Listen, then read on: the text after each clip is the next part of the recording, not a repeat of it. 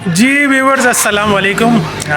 मैं हूँ Moin Khan चतलकोई north Cyprus से। तो जैसे कि देख रहे हैं मेरे साथ एक भाई मेरे बैठे हुए हैं, गुजरांवाले से हैं ये। और ये कहाँ से हैं ये मुझे अचानक मिल गए हैं। ये हमारे पास मस्जिद में नमाज़ पढ़ने आ रहे थे, तो थोड़ी बहुत बातचीत हुई क्योंकि नए थे तो पता चल जाता है कौन नया है। तो ये मेरे भाई आए हैं साउथ साइप्रस से, तो हम बैठे हैं अभी नॉर्थ साइप्रस में। तो ये बड़ा अच्छा मौका है बहुत सारे लोगों को जो साउथ साइप्रस जाना चाहते हैं। एक अथेंटिक बंदा हमारे पास बैठा हुआ है जो स्टूडेंट बेस पे वहाँ पर गए हैं। अब इन्हीं से पूछते हैं ये कैसे गए। तो जो लोग साउथ साइप्रस की मालूमात चाहते थे तो उनके लिए तो ये बड़ी गोल्डन अपॉर्चुनिटी है कि वो इनसे मालूमात जो ये देंगे वो बड़ी अथेंटिक होगी और ये बताएंगे फिर कैसे। तो इनका नाम पूछते हैं कि जी आपका नाम और। अस्सलाम वालेकुम। मेरा नाम मुस्तनसर नवाज़ है। मैं पाकिस्तान ज़िला गुजरांवाला से बिलोंग करता हूँ और मैं उधर साउथ साइप्रस में भी एज अ स्टूडेंट आया हूँ। तो बैचलर बेस पे मैंने इंटर बेस पे अप्लाई किया था उधर से। अभी बैचलर बेस पे उधर डिग्री प्रोग्राम में स्टूडेंट हुआ था। तो मोस्टली स्टूडेंट आते हैं उस साइड की तरफ, बट ये है कि उन्हें आइडिया नहीं होता क्या करना चाहिए क्या नहीं करना चाहिए। मोस्टली स्टूडेंट को वो बोल रहे हैं कि अभी शेंजन में आ रहा है, शेंजन में आ रहा है, बस ऑस्ट्रेलिया के काफ़ी अरसे से चल रहा है वो। हाँ अच्छा सबसे पहले तो हम यहाँ से चलते हैं कि पाकिस्तान से पाकिस्तान से किस तरह आपने अप्लाई किया और किस तरह यहाँ पर पहुँचे आप। क्योंकि सबसे पहला जो आपका स्टेप होता है वो यही होता है हम अप्रोच कैसे करें यूनिवर्सिटीज़ को और फिर वो कैसे किया आपने। मैंने उधर एक कंसल्टेंट से अपनी उनकी बातचीत की अपनी स्टडी के रिलेटेड। तो इंटर बेस पे मैंने अपने डॉक्यूमेंट अपने प्रोवाइड किए। तो इंटर बेस पे ना डॉक्यूमेंट अपने उनको सेंड किए। उसके अलावा आपको पता है IBCC मोफा वगैरह से टेस्ट करवानी होती हैं। मैंने तो उस टाइम जब मैं आया था उस टाइम मैंने फाउंडेशन ईयर पे किया था, बट वो ये है कि मेरी ऑलरेडी ग्रेजुएशन थी तो मैंने फाउंडेशन को क्लियर कर लिया था क्योंकि हमने ऑलरेडी इंग्लिश में अपना कोर्स रीड किए हुए थे पाकिस्तान से।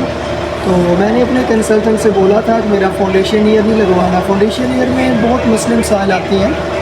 सो इस वजह से कोई भी स्टूडेंट फाउंडेशन ईयर पे ना आए, उधर से अपना PT या IELTS वगैरह जो उनकी क्राइटेरिया उनको मीटअप करके आए। अदरवाइज़ इस तरह आपको इधर आके बहुत सी प्रॉब्लम फेस करना पड़ेगी। तो वो किस तरह होता है, जैसे अगर फाउंडेशन ईयर पे नहीं लेना तो फिर क्या करेंगे, जैसे उसका थोड़ा सा बताएंगे आप। उधर ये होता है कि अगर पाकिस्तान में देखिए आपका 1 लाख रुपया लग जाएगा मैक्सिमम, IELTS या PT करते हैं तो उधर आपको 1 लाख रुपया नहीं चुभेगा। अगर इधर आके आप फाउंडेशन ईयर पे उधर से आ जाते हैं, कंसल्टेंट मोस्टली आपको चूना लगाते हैं 30 लाख का, 32, 35, 40 तक भी चले जाते हैं। तो वो ये है कि इधर आके फिर आपको 40 लाख बहुत चुभेगा कि अगर आप इधर आके फाउंडेशन ईयर भी क्लियर ना करें तो आपका वो 40 भी गया। और पाकिस्तान में सेमेस्टर होता है 4 मंथ का, इधर होता है 3 मंथ का। 3 मंथ के अंदर फिर वीकेंड छुट्टियाँ भी है, जुम्मा हफ्ता तवार जैसे पाकिस्तान में यूनिवर्सिटीज़ में होती हैं तो इधर भी सेम ऐसे ही है। तो 3 मंथ के अंदर वो 3 छुट्टियाँ निकालो, पीछे आपके पास कितने वीक बचते हैं और इतना खास बंदों को पता ही नहीं चलता। आते हैं और एक सेमेस्टर तो ऐसे ही जाता है, बंदा बस शुगल मेले के अंदर गुजार देता है। सो इस वजह से कोशिश करें कि उधर IELTS से PT करके आएँ। 1 लाख के अंदर आपको उधर हो जाए, 2 भी लग जाए आपका, आप उधर 5.5 मैक्सिमम अपने बैंड क्लियर करके आएँ। अदरवाइज़ ना आए इधर ऐसे फाउंडेशन ईयर पे। सही। तो फिर आप जब आपका आसानी से वहाँ पर जो आपके कंसल्टेंट थे वहाँ से उन्होंने अप्लाई किया, यहाँ पर हो गया। फिर यहाँ पर आ गए आप, तो यहाँ पर आने के बाद आपको क्या मुश्किलें आई, कोई मुश्किलें आई हैं? जी डेफिनेटली। देखें आप कोई भी जगह या अपना इलाका या अपनी सिटी चेंज करते हैं, किसी दूसरी सिटी में जाते हैं, आपको बहुत सी मुश्किलात फेस करना पड़ती हैं जहाँ पे आपका कोई तल्लुक कोई भी कुछ भी ना हो। तो देखें आपने खाना पीना भी है, रहाइश भी करनी है, रोज़गार भी देखना है, तो उसके लिए आपको भागम दौड़ तो दुनिया का ये चल रहा निज़ाम, तो भागम दौड़ तो करनी पड़ती है। कोई ऐसा नहीं है कि आप कहीं भी दूसरी जगह पे जाएं और आपको प्लेट के अंदर ला के रख दी जाए।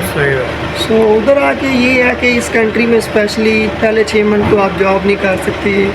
सो एज किसी का लक अच्छा हो तो मे भी देखें किसी शॉप के अंदर कोई बंदा जॉब कर रहा हो ऑलरेडी, तो वो अचानक छोड़ जाए और उसकी स्किल सेम आपको भी आती हो, जैसे पिज़्ज़ा बर्गर या इस तरह का कोई कटिंग का काम है या इस तरह के और भी बहुत सी स्किल्स हैं, अगर तो आप उसमें प्रोफेशनल हैं, पाकिस्तान से सीख के आए हैं, तो फिर तो आपका एज अ लक चल जाएगा। अदरवाइज़ ये है स्वीपर वगैरह लगेंगे आप या किसी और जॉब में, तो क्लीनर फिर कंस्ट्रक्शन की हो गई जी, इसमें मिले तो 6 मंथ आपको आपके लिए बहुत सी मुश्किलात फेस करना पड़ती हैं। तो कितने पैसे एक्स्ट्रा लेके जाने चाहिए जो अभी साउथ की तरफ जा रहा है, तो वहाँ पर एज ए स्टूडेंट जा रहे हैं तो कितने एक्स्ट्रा जो फीस जमा करानी है वो तो फिक्स्ड है ना, जी जी। ठीक है ना, बाकी 6 महीने तक के आपके जॉब आपकी नहीं लगती है तो कितना एक्सपेंस आ जाता होगा?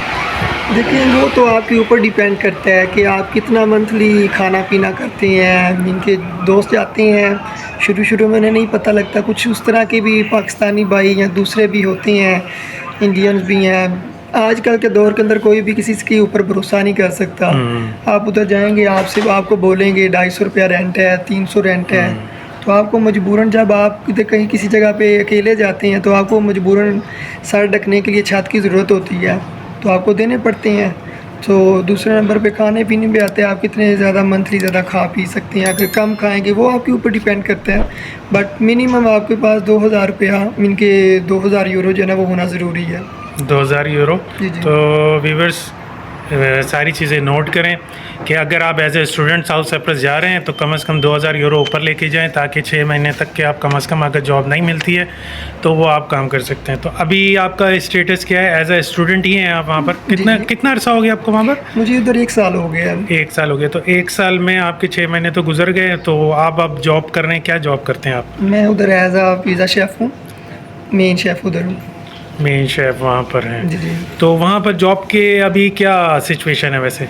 करंटली सिचुएशन इस तरह की है कि स्टूडेंट्स को, आपको जैसे कि पता, पाकिस्तान में मोस्टली बंदे जो ऑस्ट्रेलिया कनाडा की तरफ भाग रहे हैं, तो उधर के आजकल के जो हालात हैं, सिचुएशन है, वीज़ा रेशो बहुत ही कम है, रिजेक्शन लग रही है। तो कंसल्टेंट फिर यही है कि आजकल ये जो साइप्रस है इसके नए ख्वाब दिखाता है कि ये ऑस्ट्रेलिया बना रहे हैं ना, जैसे हमारे कंसल्टेंट जो उधर के, सही बात है, तो छोटा जैसे मिनी ऑस्ट्रेलिया कह लें। तो दूसरे नंबर पे कुछ और भी कह रहे हैं कि ये नेक्स्ट शेंजन में आ रहा है। शेंजन वाले अभी तक कोई सीन इतने ख़ास नज़र नहीं आ रहे।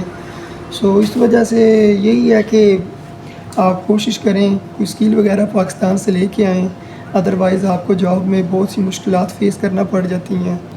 तो मोस्टली यही चीज़ें हैं कि आपके पास स्किल होना बहुत ज़रूरी है, कोई ना कोई।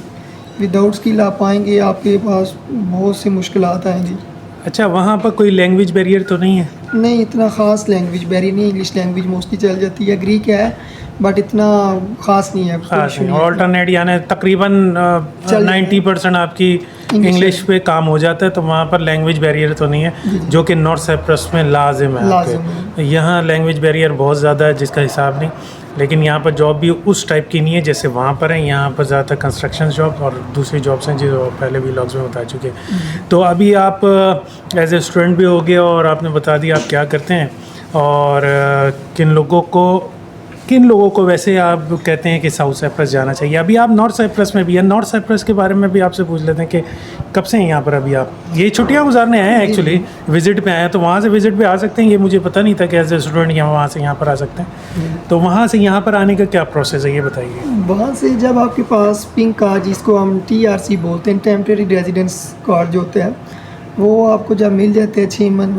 वो डिपेंड करता है आपके लक के ऊपर। में भी किसी को 1 मंथ में मिल जाता है, किसी को 6 मंथ लग जाते हैं, 7 मंथ लग जाते हैं, इससे ऊपर भी।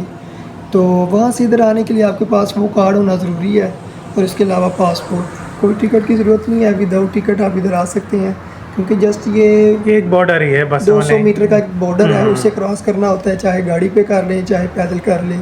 तो आगे अगर आप इधर आना चाहेंगे तो इसके लिए वो आपसे पूछते हैं कि आपके पास इधर कोई रहाइश की बुकिंग की हुई है आपने, तो वो होना ज़रूरी है।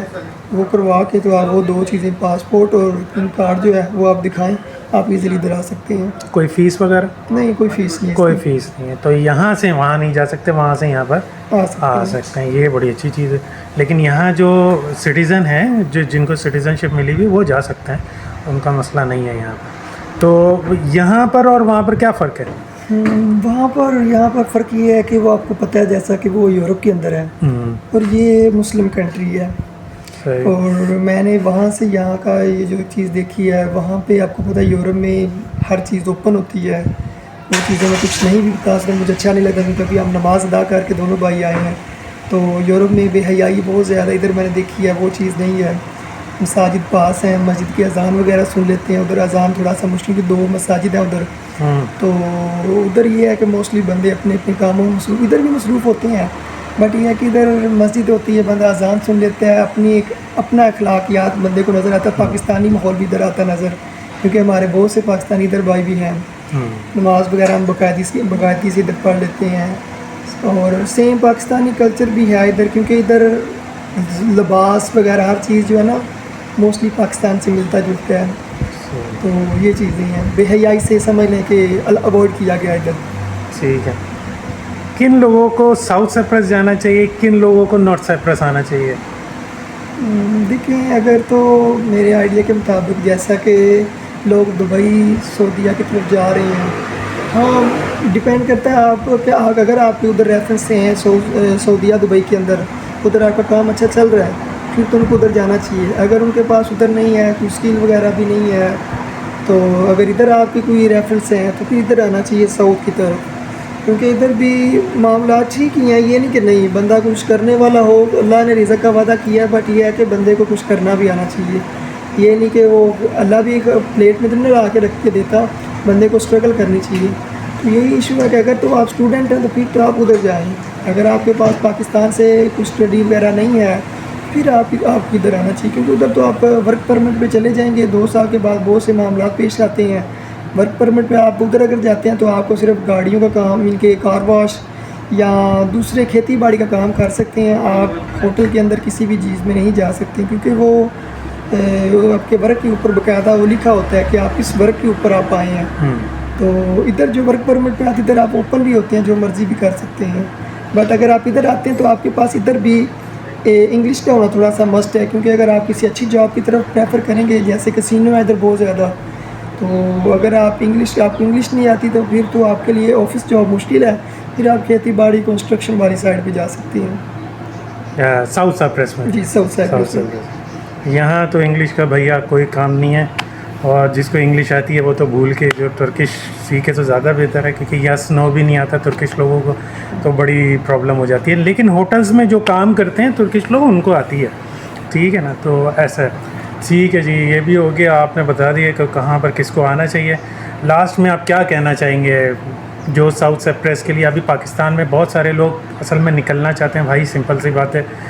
पाकिस्तान से हालात तो फिर भी बेहतर ही हैं इधर, साउथ में भी नॉर्थ में भी। तो क्या कहना चाहेंगे कि अगर आ रहे हैं तो क्या करना चाहिए साउथ में ख़ास तौर पे, और नॉर्थ में तो हम बताते ही रहते हैं। साउथ में देखिए, मेरा इतना खास इतना एक्सपीरियंस तो नहीं है, जो मैंने अपने दोस्त देखे हैं उनके जो मामला मैंने पूछे हैं, तो उनके रिलेटिव ये है कि कोई ना कोई स्किल उनके पास होना ज़रूरी है। विदाउट स्किल आएंगे तो आपके लिए मुश्किलात पेश आएंगी। तो मेरा इतना को अभी तक एक्सपीरियंस, क्योंकि मैं 3-4 दिन हुए इधर आए हुए, तो अभी तक मैंने ये चीज़ लर्न की है इधर की ना। अच्छा, ठीक है जी। तो बड़ी अच्छी मालूमात मिल गई वहाँ की भी, हमें साउथ की भी, और डायरेक्ट उस बंदे से जो कि वहाँ पर रह रहा है। वो उम्मीद तो नहीं थी, लेकिन बस अल्लाह ताला ने इनसे मिलवा दिया मुझे, और मैंने इनसे इंटरव्यू ले लिया, जो आपके लिए बड़ा फ़ायदा हो गया, ख़ासकर मुझे भी फ़ायदा हो गया। मैं भी लगा हुआ था कि साउथ का यार मुझे कोई ऑथेंटिक बंदा मिल जाए और मैं वहाँ की मालूमात ले लूँ। तो चलते हैं, इंशाल्लाह नेक्स्ट वीडियो में मिलेंगे, और इनके साथ एक और बंदे होते हैं, उनका भी इंटरव्यू लेना है मुझे। तो इंशाल्लाह जब तक ये इंटरव्यू अपलोड होगा, आज या कल, और उसके बाद उनका इंटरव्यू अपलोड करेंगे। बहुत बहुत शुक्रिया मुस्तफा साहब आपका कि इन्होंने मुझे वक्त दिया। इंशाल्लाह नॉर्थ साइप्रस में इनको वेलकम करते हैं, यहाँ पर रहें, और जो हमसे हो सका हम करेंगे, अगर ये हमें बोलेंगे तो। ठीक है ना जी, चलें, चलते हैं, इंशाल्लाह फिर मिलते हैं अगले वीडियो के साथ। अस्सलाम वालेकुम।